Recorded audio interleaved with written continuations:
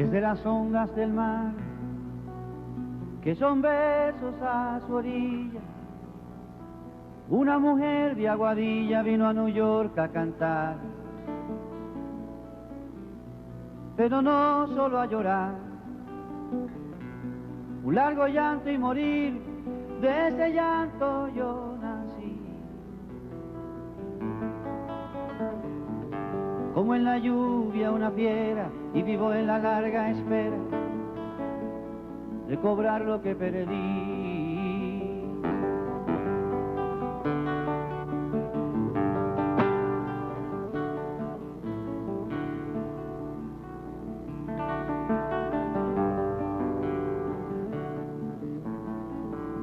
Por un cielo que se hacía más feo, más volaba, a Nueva York se acercaba un peón de las Marías. Con la esperanza decía del largo día volver, pero antes me hizo nacer. Y de tanto trabajar se quedó sin regresar, reventó en un taller.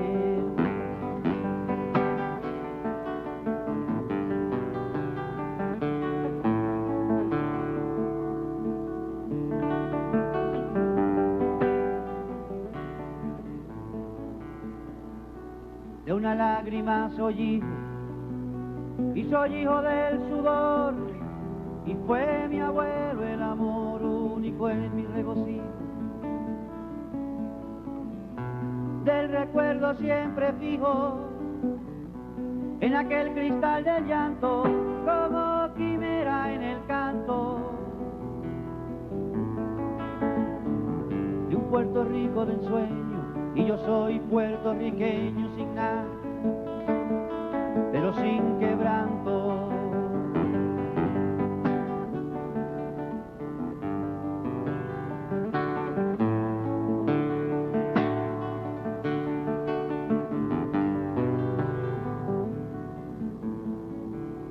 Y el lechón que me desmienta, que se ande muy derecho, no sea en lo más estrecho de un zaguán, pague la afrenta, pues según alguien me cuenta, dicen que la luna es una, sea del mar o sea montuna. Y así le grito al villano, yo sería borincano aunque naciera en la luna. Y así le grito al villano, yo sería borincano aunque naciera en la luna.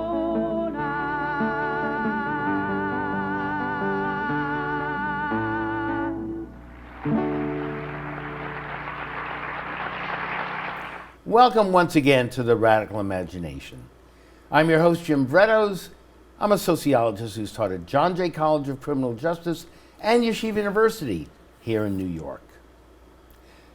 Governor Ricardo Rossello's recent decision to step down from leadership in Puerto Rico, following massive and continued protests over a leaked, profane group chat and corruption in his administration, was met with widespread jubilation throughout the island. But where does Puerto Rico go from here? The roots of the discontent go back much further than the recent scandal, and Puerto Ricans have a long festering anger at the island's poor governance and Commonwealth status. Many feel they are neither free to govern their own affairs nor granted the respect and dignity of other Americans. Left-wing and radical forces on the island have long tried to build unity and a more progressive Puerto Rico while being split over the nationalist question. Pro-independence groups have prioritized decolonization, while socialists, feminists, and environmentalists have proposed a broader anti-oppression praxis and action centered on social and economic issues. The left historically has faced intense repression and pushback from both the United States and the island's colonial government, as these groups attempted to radically transform power arrangements.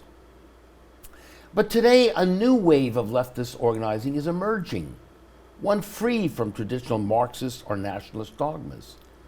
This new Puerto Rican left is organizing for economic justice and against colonialism, while putting a greater emphasis on collaborating with the youth, community, feminist, farmer, and environmental justice groups that are bringing vital new energy to the island. To better understand where Puerto Rico might go from here, we need to know more about its revolutionary past. And we are blessed and so fortunate to have in the Radical Imagination today a young and dynamic filmmaker who's created a brilliant, intimate, hour-long memorial to an unapologetic Puerto Rican revolutionary, Isabel Rosado. Isabel's life encompassed Puerto Rico's historical struggle with colonialism over the last century. She passed on in 2015 at the age of 107. Beginning at the age of 30, when she catapulted into the orbit of the Puerto Rican Nationalist Party, Isabel's over 70-year-old revolutionary path through Puerto Rico's political landscape sheds light on the hidden history of struggle for independence, which continues to affect Puerto Ricans on and off the island today, including the filmmaker herself. It's a deeply personal and poignant story of radical love as well as a riveting political drama. The filmmaker shares her meeting with this elder who helped define her own sense of identity as a Puerto Rican born and raised in New York. Through Isabel's story and as their friendship evolved, she is guided in her own search for meaning in her culture-clashed memories of growing up in between. It fueled her search for belonging, revealing the cultural inheritance of being caught in the middle, neither from here nor from there. Meeting Isabel changed her life and led to the telling of this beautiful story of her island, her home, and helped her see in herself what was already there. Our guest today is currently a graduate student at Hunter College in their Master of Fine Arts Integrated Media Arts program, where she's studying nonfiction media making. She's an activist, a film and media maker of Puerto Rican and Ecuadorian heritage from Queens, New York, and a former semi-professional salsa dancer. She's received awards for her work within the Puerto Rican community and continues to organize her work around issues impacting on Puerto Rico. She's co-produced numerous educational documentaries for the Center for Puerto Rican Studies at Hunter that have been broadcast at various New York film festivals and on WIPR, Puerto Rico's PBS television station. She's a former fellow of Firelight Media's Producers Lab, where she was mentored by the iconic filmmaker Stanley Nelson. It doesn't get any better than that. Mia Madrina Revolucionaria, My Revolutionary Godmother, is a beautiful, moving film with a universal message abounding in radical love. Thank you for making it, and welcome, Melissa Montero, to the Radical Imagination. Thank you for having me. Oh, thank you. This is a terrific film, and I'm so glad we have a chance to discuss it a little bit. Now, the opening song that we heard had great meaning to Isabel. Is that correct? And Puerto Rico generally. Could you explain a little about what the meaning is and the impact, the influence that it's had on Puerto Rican culture, your own background, and how you got involved in all this, in this project? I think the song, which is sung by Roy Brown, who's a Puerto Rican folk singer, and it's Born on the Moon. Boricua en la Luna. Like, I guess you could say Boricua on the Moon, which a lot of people relate to, and it was written by one of Isabel's comrades who was in the Nationalist Party with her. It's really a poem that speaks to, I feel like, a lot of Puerto Ricans that live in the diaspora, that no matter how far you go from Puerto Rico or where you live or where you're born and raised, you're always going to be Puerto Rican. And so I think when we hear that song, it feels really great because you know that you're not the only one that feels far away from where your heritage is from. And so even though Isabel was born and raised in Puerto Rico and lived her life there, the lyrics of the song speak to a specific family that she really loved, and it was the family of these two former Puerto Rican political prisoners whom she loved as daughters. Comrades. And as comrades. They were obviously younger than her, so they were two female Puerto Rican political prisoners, and like the story goes that the song is about their father's story of being an agricultural worker and having to leave Puerto Rico to the diaspora to provide for his family. And so I think those lyrics speak to a lot of people because that's a common story within our families and the having to leave to the to forced go to diaspora. migration in a sense. Yes, exactly. Or semi. Yes, no, it is. It is. It is a forced. Yeah. Because of the economic and agricultural transformations that were going on in the island as a result of political economic policies to industrialize. Exactly. And automate and so on. So this is a magnificent political struggle going on as well as this incredibly poignant, I just, I moved me to tears. Oh, thank you. It really did. And the relationship you established with Isabel. And why don't we, I think the best thing to do is start with the trailer. Yes. And that'll get us really into this as well. All right. Okay, so here's the trailer.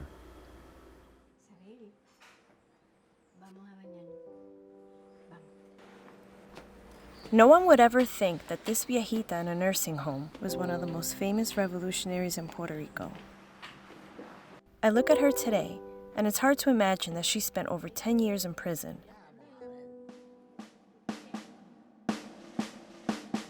Oigo por la radio noticias bien lamentables, trágicas. Era que estaba tiroteando la Junta Nacionalista entonces. Eso me enfureció. ¿Y por qué yo estaba ahí? Me hice yo esa pregunta. ¿Por qué Isabel no está ahí junto con esta gente en la lucha?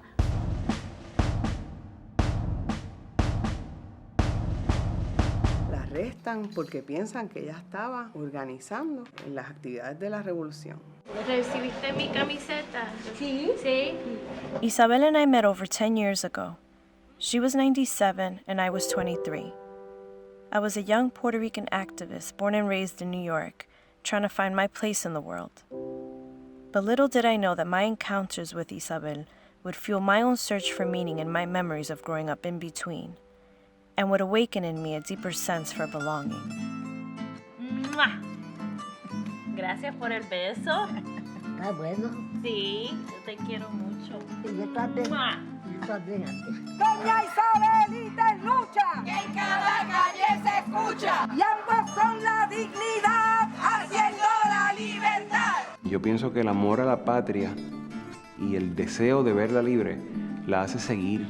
Ese tipo de compromiso la mantiene viva. It is often said, those who fight for freedom and win are heroes.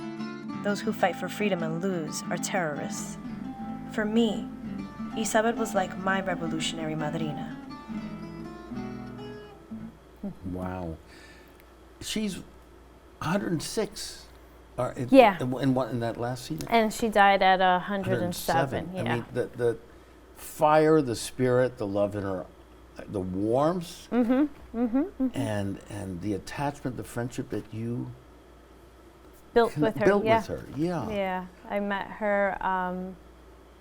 How did you meet I was her? 23. 23. What was the circumstances? How did you all get together? I met her because I was connected to her through a friend, through two women. One of them, one of my mentors today, and the other, someone that was very close to Isabel that was also friends with my mentor.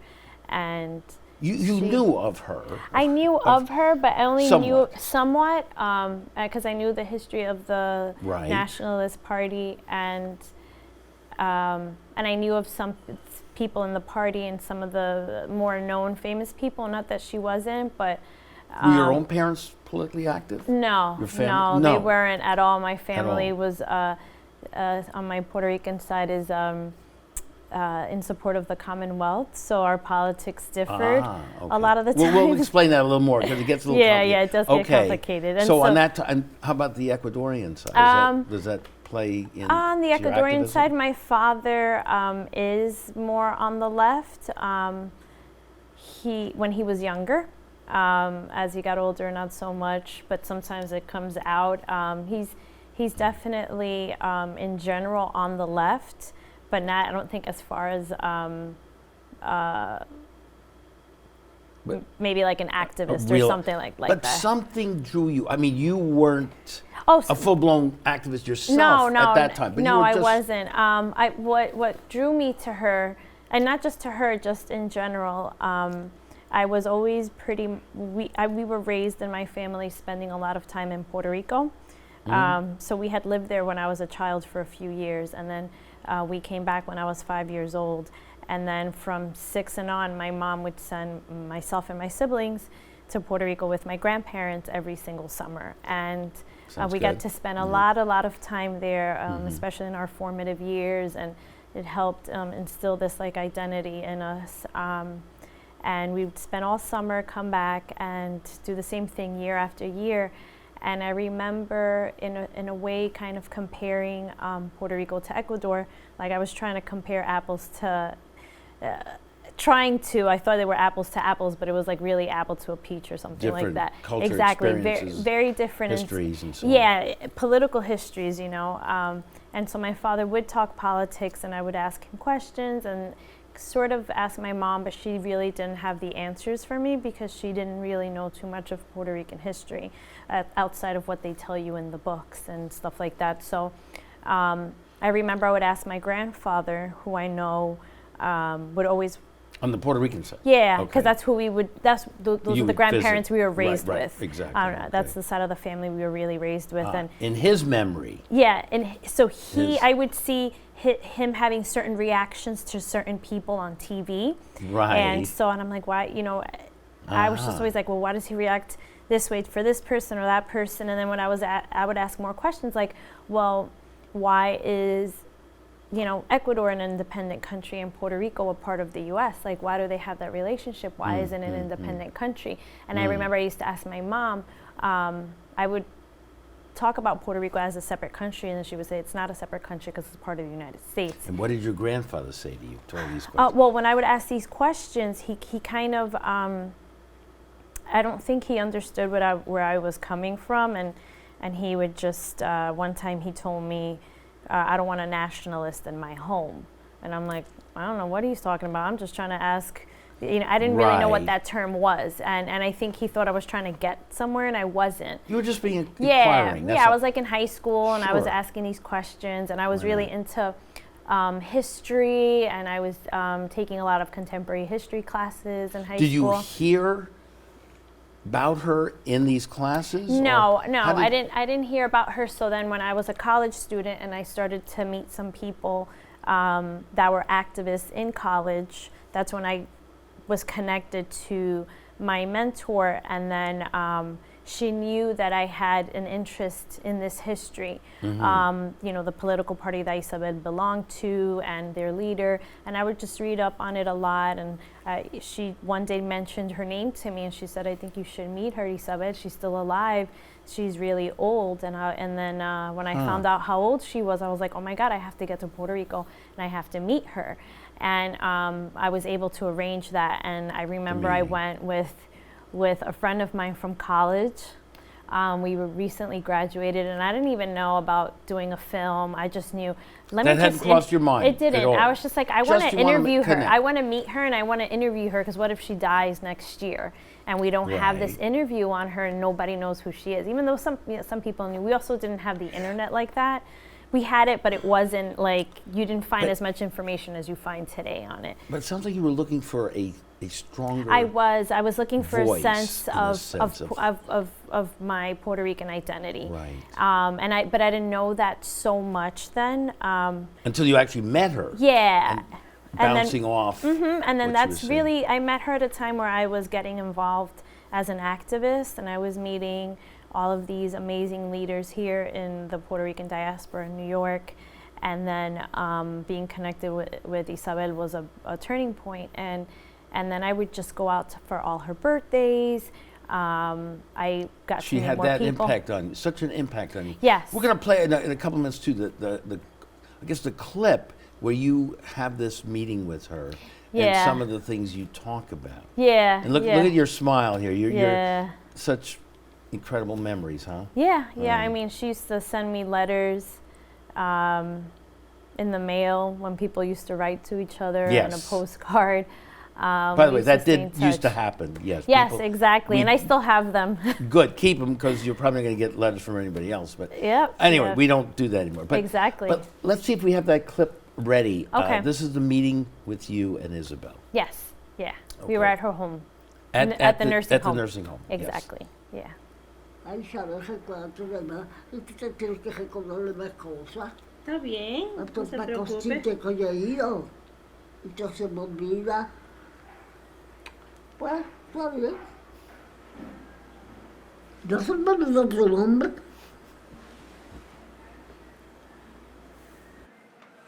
Tú desde que empezaste por aquí, que yo sé que vivías con mucha gente y querías que hiciéramos silencio porque como era.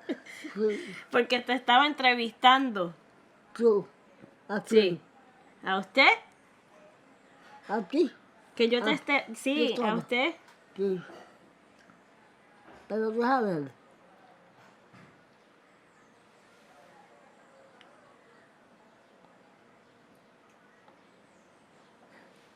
Con él no es su nombre, ¿verdad? Sí. Miller. Casi. Es con una M, sí. Milka. No. Miller. Melissa. Melissa. Pero tú te recuerdas de muchas cosas también. Que tú te has recordado de muchas cosas esta semana. Sí, yo me recuerdo de muchas cosas, gracias a usted, que no estaba aquí, me recuerdan algo.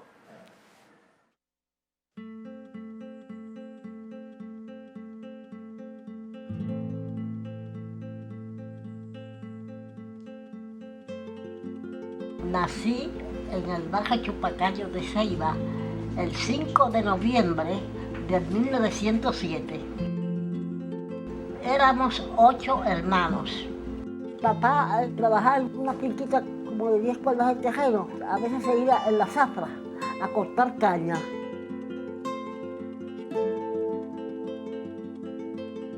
Mi familia era pobre. Nosotros lo que teníamos lo disfrutábamos con los demás. El pobre es el que más comparte lo suyo con los otros. Si es que una familia pobre, aunque vivíamos en una casa y el terreno alrededor era nuestro. Nuestro en el sentido de propiedad de papá, pero si alguien quería venir a casa y pedir un pedazo de terreno para hacer su tala, papá se lo daba también, y hacer su talita allí. Y es que en esa pobreza, en ese amor, crecimos y fuimos muy felices. Yo soy orgulloso de la cultura nuestra porque el campesino siente algo, siente mucho por su patria. Y eso es saber que nuestra cultura viene del tiempo inmemorable, mucho atrás.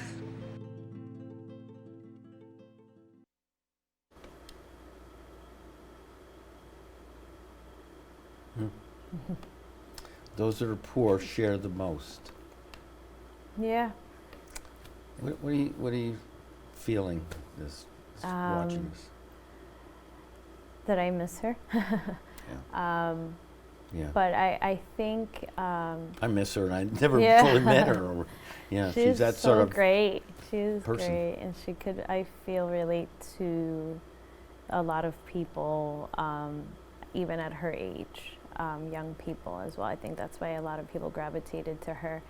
But I think one thing that did impact her life, obviously, out of the few events in her life, I think her growing up in Puerto Rico at a time where you had this agricultural life, and her living this rural life, because she was a rural teacher.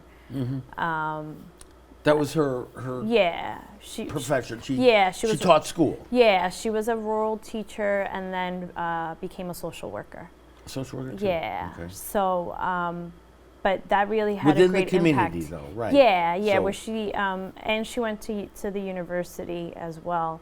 But I think being in community and having that experience where she remembers her father sharing the land with people that didn't have anything without anything in return was something that really impacted her and made her see community and see Puerto Rico in a different way. Not just in the head, cerebral, reading books. But you could feel that. Yeah, and so she held those values always, and that's and you saw that, I believe, with her even being a social worker. So. But then, as we said in the opening, she became a member of the Nationalist Party. Yeah. And you also talked with her about the political history and the struggle there for independence. So tell us a little more about what that was about, and interweave the rich complexity of this history, and so our audience can try to make some sense too. So Isabel, obviously because of her age, she was born just a few years after the U.S. invaded Puerto Rico. And so 1898. Yes. The Spanish-American. Spanish-American War. And so she was born in 1907, just a few years after. And so she experienced school and where, they were trying to impose English as the She as spoke the official. of that too. Yeah, English and what as the that official. meant, and what did she say as a young child growing up in? Well, she was she remembers feeling rebellious as a child, but I think she had a good foundation because her father also believed in independence, and he was part of a political party that was called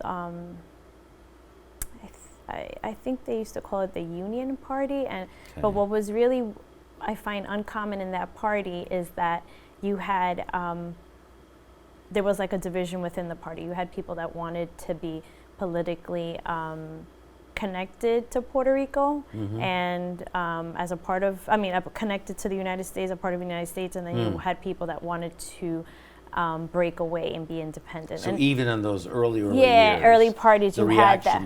To the war and the defeat. And so because I think people wanted were they were like illusioned with the U.S. coming in and freeing Some them. Wanted it. Yeah, some did, because they were freeing them from Spain, so they saw it as a good thing. Because Puerto Rico was a colony of Spain. Yeah, from Spain, and then went from Spain to the U.S. And so.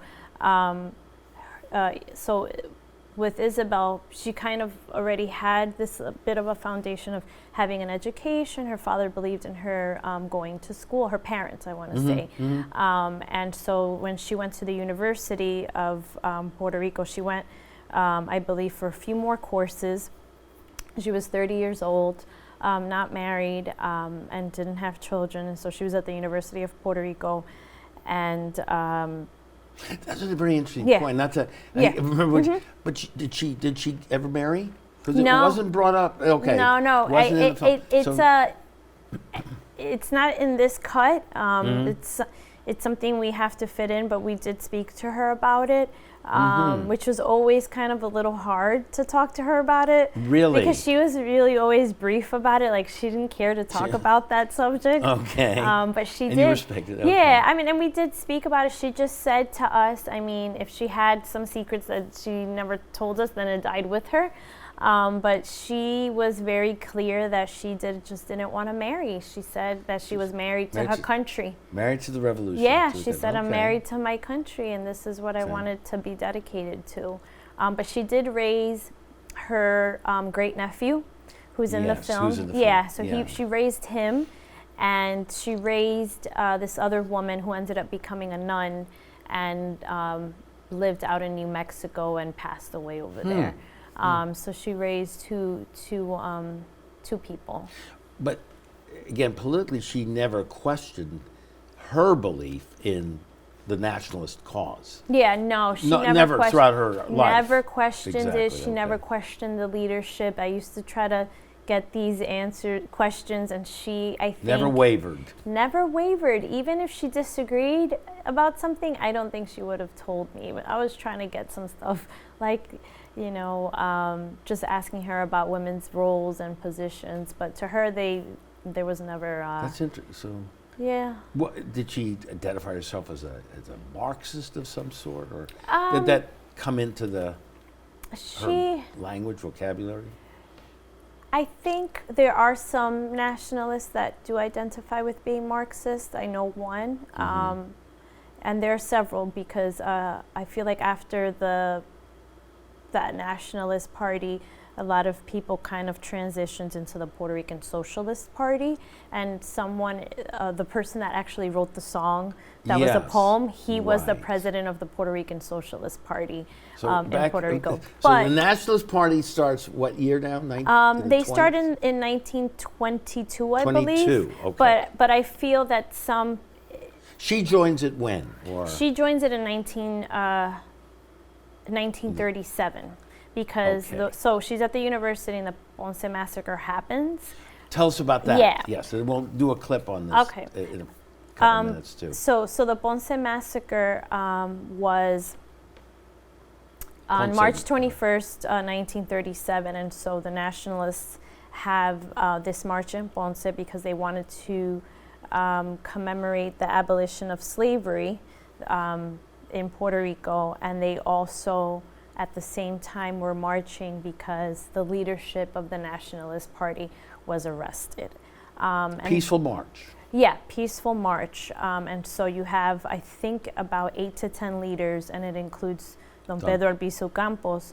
They were arrested and they were in Atlanta in federal prison, and they did a few years in prison. And so what ended up happening... Arrested for the protest, the demonstration? They were arrested prior to that, a few years, I believe, before, on charges of seditious conspiracy, like to overthrow the government. And so, because by then, the U.S. government and authorities are onto the Nationalist Party, and they know that they're fighting for independence, and they're threatened by it. And there was already repression all over throughout the island. And the police force was also heavily militarized. And trained by the military, American by the U.S. military. And so that's why you have Governor Winship, who was a colonel. And then, so at that time in Puerto Rico, you had the leadership in the police force were former colonels as well. And so it's very, very militarized in Puerto Rico. And so the justice system really is on the side of the oppressor, not on the side of Puerto Ricans. Let's see another clip here that sheds some light on, a little more light on this. No tiene ninguna importancia, porque los yanquis no tienen ninguna iniciativa en Puerto Rico, ni los peleles yanquis tienen ninguna iniciativa en Puerto Rico. La iniciativa de Puerto Rico está en las manos exclusivas de los puertorriqueños que defiendan la independencia de Puerto Rico con el valor y el sacrificio que se necesita. Don Pedro Albizu Campos was perhaps the seminal figure and the most influential individual in asserting and defending the fact that Puerto Ricans are a nation. He became the most feared man in Puerto Rico by the United States government for decades. And his followers were the most influential group in terms of upholding the independence of Puerto Rico. Cuando ellos oían a Don Pedro, parece como si se hubieran estado oyendo ellos mismos. Ese sentimiento estaba en los puertorriqueños, el sentimiento de su patria libre, de ser un pueblo libre, soberano. Eso estaba en ellos. Ya don Pedro había dejado esa semilla.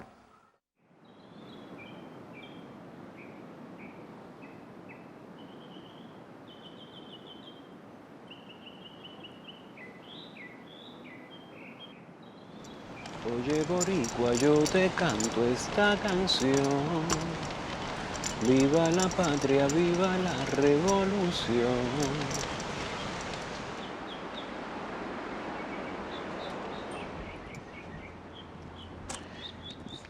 Ay, don Pedro.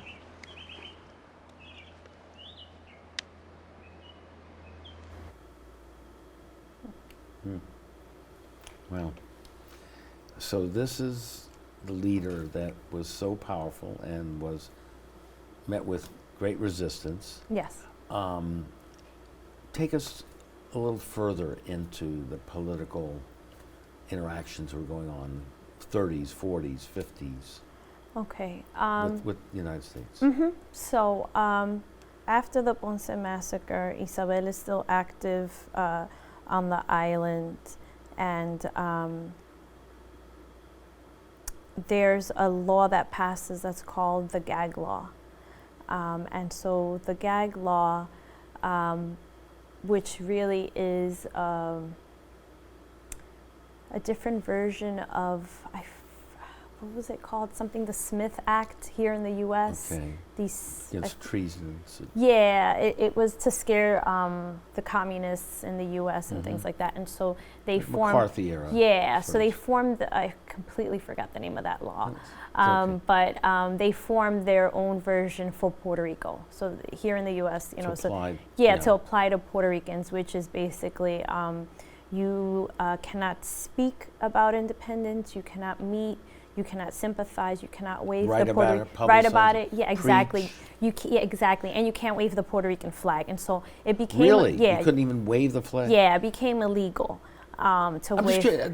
What was the church in all of this? Was it part? Did they sort of stay aloof or? Well, what's how much impact might they have on the culture? I don't think the church had had any political power in the sense of being on the side of the nationalists. But how about a moral voice? Were they adding? But I think that they protected people sometimes because Isabel received protection from. Because Isabel was quite a religious. Yeah, she was religious, wasn't she? She was not to the extent where some others were. The Nationalist Party overall was religious. I feel like a lot of they did a lot of, they did masses, they did ceremonies in the cemetery, they did processions, and one of their symbols was the cross.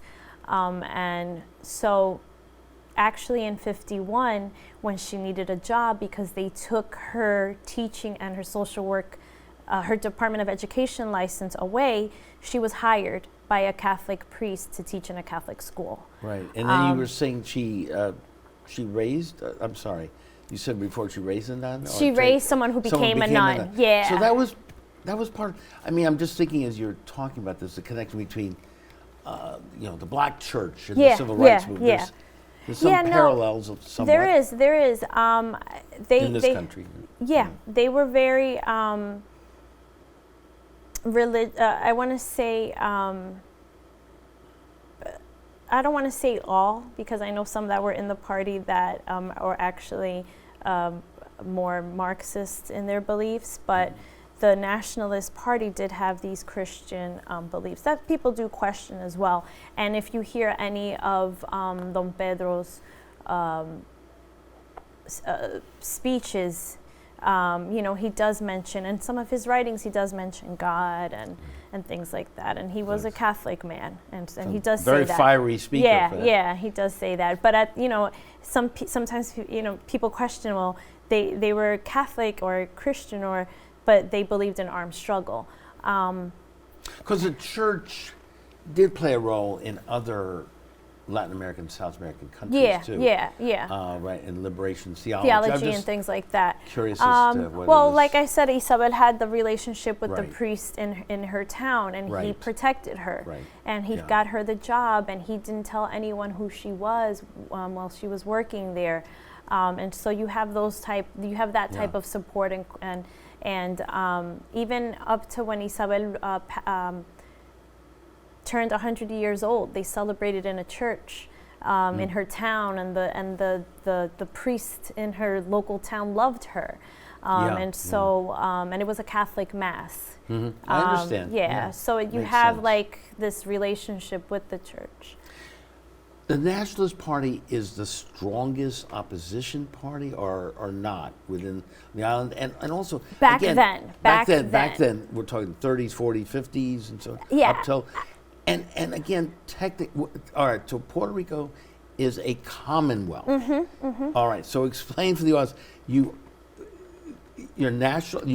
U.S. citizens, you can't vote in elections, but tell us about it. You have a governor. Yeah, so Puerto Rico became, what is a commonwealth? Okay, so so you have the gag law, and then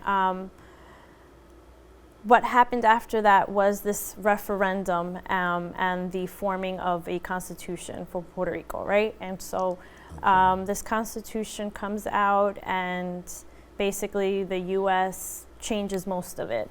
And because you had a legislature, right? Yeah, and then a judicial, but so you. Yeah, so what ends up happening is that they have this referendum to vote whether or not you want Puerto Rico to be a commonwealth, right, which is called Estado Libre Asociado, if you want it to be independent, and then or state, and they ended up, well, what they say is, majority of the people voted for Estado Libre Asociado, but what they don't say is that there was a campaign, not for independence, but there was a campaign of terror at the same time, that if you did not vote for Commonwealth, which was the party that Luis Muñoz Marin, it was his campaign, and he became the first governor-elect of Puerto Rico, right? So he's the governor, and if you don't vote for the Commonwealth, then we're going to blacklist you. And so you had to play benefits and programs. Yes, and you already had the leadership. Yeah, and you already started to have the leadership of the Nationalist Party come under fire. So then by 51, Puerto Rico. By 52, they become the Commonwealth. They get removed from the list of colonies in the UN. So then that's why the attack on Congress happens in 1954 that's to bring very to important attention. now. Yeah, Yes, so they're removed from the list of colonies in the UN, saying that Puerto Rico is not a colony anymore because it became. But not a state. It's not a state, but it's not a colony either because it became a sovereign commonwealth. Entity. Yes. Yeah. So they became a commonwealth. With a culture. Okay. Yeah. So because it became the Commonwealth, they weren't considered a colony. Got removed. Okay. Then March 1st, 1954 happens with Lolita Lebrón and the three other nationalists. Who do what? Excuse me. Who go to Congress while the House of Representatives are in session, and they go in to shoot. In U.S. Congress. U.S. Congress. Yes, yeah, in D.C. And they shoot. Yeah, and they went, according to them, and under the leadership of Don Pedro Albizu Campos, to call for the independence of Puerto Rico and to call world attention that Puerto Rico was removed from this list and that Puerto Rico is really a colony. No, this is to be clear. So they come in brandishing guns. And who did they shoot, and what happened? I believe. Lolita Lebrón always says that she shot up in the air, that she didn't go to kill anyone, that she went so she could die. That's like her famous quote. Right. Which believe, is in the film. Yeah. I believe two of the other men. Two congressmen are shot. I don't think anybody died. I wounded, think. yes. Yeah, they're wounded. And then they all go to prison. They were initially given the death penalty or the electric chair, but then they their sentence changed. Commuted. Commuted, and they were sentenced to 25 years in prison. and then they were pardoned in 1979 by Jimmy Carter. It quite became a celebrated cause, and so there finally are the commuted and they're free. And how was Isabel tied to that? Tied to this, and what did she say about all this? So what ended up happening, so this act happens on March 1st. She hears about it, right? So again, even though you're in this party, or these are the comrades that you have, if not everybody's gonna know what certain people are gonna do or what act is gonna happen. Yeah. And so she didn't know that happened. She found out, I think, through the news or hearing, and somebody actually comes up to her and tells her like what happened, and she's like, okay, I know that they're gonna come looking for me, and they're gonna come looking for Don Pedro, so I'm gonna go to where he's at and some of my other comrades, and we're gonna go and be there with him and protect him. And so she goes to the Nationalist Party headquarters in Old San Juan, and 5 days later, the authorities come to arrest him. Well, it was more to kill him. Yeah, it was more to like kill him, but they arrest him, and they were there defending his life. At this point, Don Pedro already was suffering from chemical radiation poison, because when he was arrested, so he spent a lot of his public life in federal prison in Atlanta, right? Because of the Nationalist Party, and they always wanted to, keep him in jail. While he was in prison in Georgia, he was given radiation. Wow. And so when he comes out, you see all of his legs burnt. And he spends the last really few years of his life dying in very, very sick in the hospital. And so they're there taking care of him. They're putting bags of ice all over him and towels to keep him cool because he's experienced so much radiation. Right. And he was on the bed. They carry him to the ground to protect him, and there was a shootout between the one man, the three other women, and the authorities. Is Isabel involved in this? Yes, she's involved. Yes, she's involved. And then she takes up a gun. Yeah, she takes up a gun and she's shooting with. The shootout happens, and then they all fall unconscious, and then they're arrested. And she serves time. Yeah, and she serves about 12 years. 12 years. Yes. So she's a serious revolutionary here. Yeah. And yet one other, unfortunately we don't have that clip right now, but she speaks to her nephew about this. Yes. The violence, and then she says, don't take up arms at the same time, right? She says that to him. So these are essentially peaceful people. Yeah, I don't think they ever felt that they wanted to pick up arms. No, right. But they felt that they had no other choice. Yeah. And they lived so many years under being repressed for their ideals. Right. And knowing that, in a way, I always say that they foreshadowed what we see for Puerto Rico today. Like, they knew Puerto Rico, that the U.S. would come and suck everything up and take advantage of Puerto Rico, and that's what they wanted to prevent. And that should be, gosh, we have about 5 minutes. There's so much more to talk about, but again, hurricane, and then the debt. Yes. Again, yes. Puerto Rico is not able to declare bankruptcy, right? And all the ways in which the United States government has played around with all of this too, and controls the banking system and so on. So where is the Puerto Rican left today, and how are you connected in the diaspora here? Yeah, I feel that I've seen myself in the last being involved in this community about almost 20 years. I do see a transformation myself, which I think is amazing, and a new way to call for self-determination and self-sovereignty. And it's not just calling for independence, but it's rebuilding an island from the ground up, and trying to rebuild with your own resources.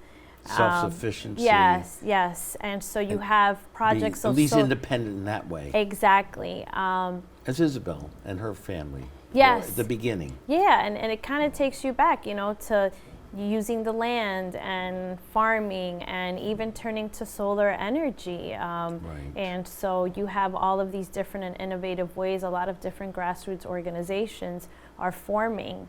You have local farms and people are turning more to local produce. And so things like that, things that really prepare people. Yeah, the nationalist issue is still there, but it's along with all of this. Yeah, and I think people still, in general, I feel, it's really an independence movement. You just have a different part of it now where I think people would call and say, like, we need to do this, we need to do that, but now people are really doing it. How do you feel good about it? I do. You personally? I do. One of the most poignant scenes in the film is you ask Isabel, again, a few months, I guess, before she passed, what should I do? Yes. What did she tell you? She told me to keep doing what I'm doing, that I'm doing fine. Did she know about this film? She did. She supported it. She really loved it, and I would bring her little clips. You did. To see it. So she saw it. Yeah, she saw herself on camera. I just wish our whole audience could just come on in and would play it because it's so beautiful. And then she goes. There's a scene where she goes to a hairdresser and she fixes up her hair and so on. She's just full of life. She and is spirit. And so confident and very, very strong. One thing I took away from her was just like her mental strength. She just had a lot of mental strength and very positive, very positive. She didn't let about the future. Yeah, positive about the future. She just kept saying, like, I know Puerto Rico is going to be independent. She used to say, I'm going to be around to see it, you know.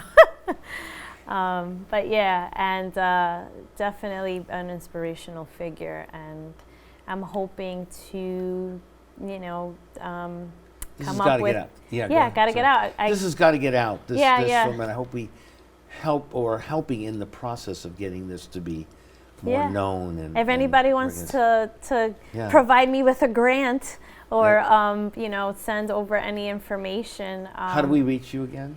I have a website. It's called Madrina Revolucionaria.com. And then you can also find me on Facebook with my full name, Melissa Z. Montero Padilla, and I'm on Instagram as well.